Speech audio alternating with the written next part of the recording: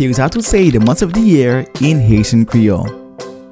Janvier, février, mars, avril, mai, juin, juillet, août, septembre, octobre, novembre, and December.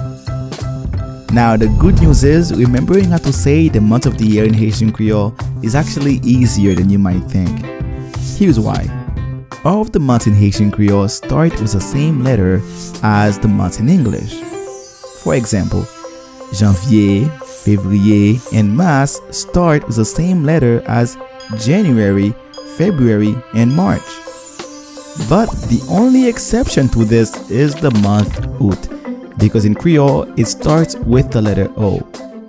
So as you can see, overall, learning how to say the month of the year in Haitian Creole is very easy. For more videos like this, please subscribe and thanks for watching.